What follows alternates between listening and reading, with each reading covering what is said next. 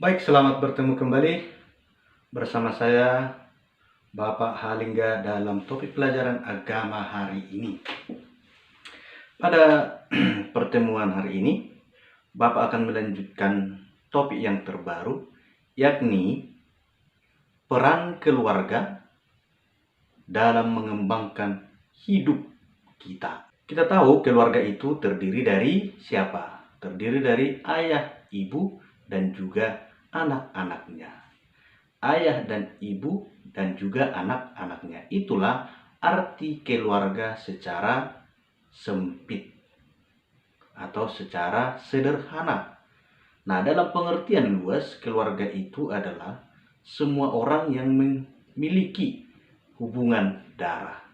Ada opung, ada bapak, inang muda, namburu, dan juga abang kakak, dan keluarga yang lain. Sebenarnya apa peran keluarga dalam perkembangan diri kita? Apa peran keluarga dalam perkembanganmu? Kita tahu bersama bahwa tanpa adanya keluarga, kita tidak akan berkembang. Tetapi dengan kehadiran keluarga, kita bisa berkembang. Ingat, perkembangan yang dimaksud adalah ada dua. Berkembang secara fisik dan juga berkembang secara rohani. Fisik artinya jasmani kita, tubuh kita. Kita bisa berkembang atau tumbuh dewasa mulai dari bayi, anak-anak, remaja, dewasa. Siapa yang mengembangkan ini? Siapa yang berperan sehingga kita bisa hingga sekarang menjadi anak remaja? Tentunya orang tua ataupun keluarga, mama, bapak berusaha sejak kita di dalam kandungan. Orang tua kita telah memberi kita asupan gizi, memberi kita makanan yang sehat supaya kita terlahir dengan sehat.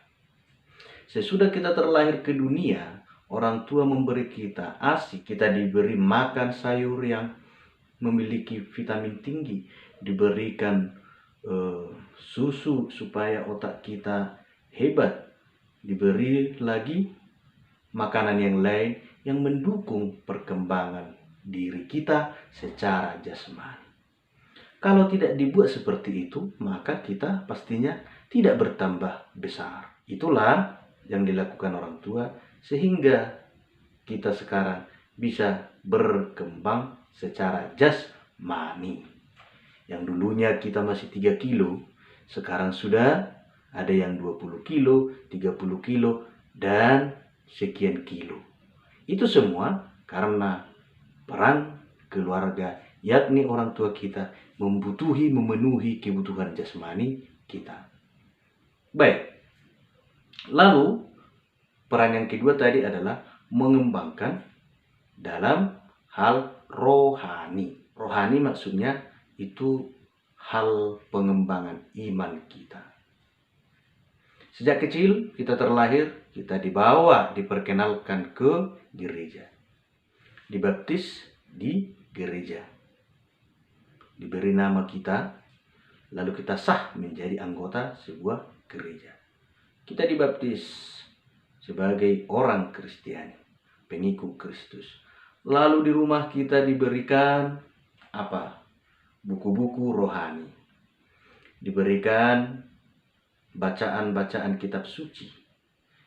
Diberikan kaset-kaset rohani. Lalu kita diajari oleh orang tua kita berdoa. Doa makan, doa mau tidur. Tujuannya apa?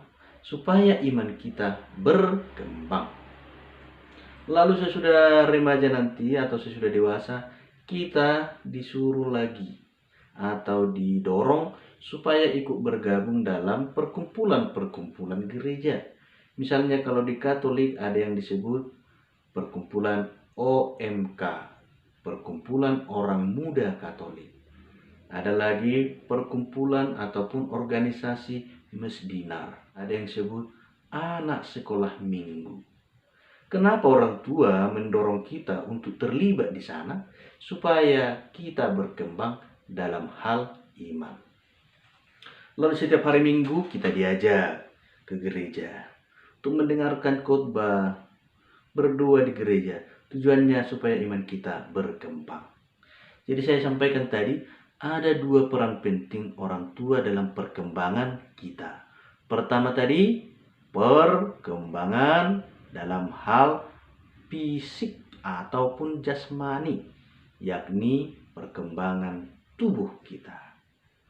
Yang kedua, peran orang tua dalam mengembangkan dalam hal rohani, ya, atau dalam hal pengembangan iman. Tidak ada orang tua yang tidak pernah menanamkan itu dalam diri anggota keluarganya atau dalam diri anaknya. Betul? Apakah ada orang tua kita yang melarang kita ke gereja? Apakah ada orang tua yang tidak memberi kita makan? Tidak mungkin. Kalau tidak diberi makan dari sejak kecil, kita tidak ada sekarang ini. Maka, ingat perintah keempat dalam gereja Katolik. Hormatilah orang tuamu supaya panjang umurmu. Karena orang tua itu adalah wakil Tuhan, wakil Allah di dunia ini. Maka jangan pernah kamu nakal, jangan pernah membohongi orang tuamu. Ingat, orang tua adalah wakil Tuhan yang kita lihat di dunia ini. Baik, semoga kita semua tetap semangat belajar. Dan ingat, tanggal 29 kita akan ujian tengah semester. Semua topik-topik pelajaran mulai dari pertemuan 1 sampai hari ini silakan dipelajari.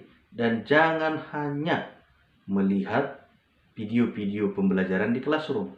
Tetap baca buku-buku agama yang lain yang berhubungan dengan pelajaran kita.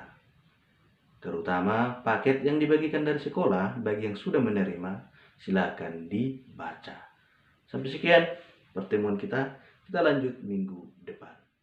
Terima kasih.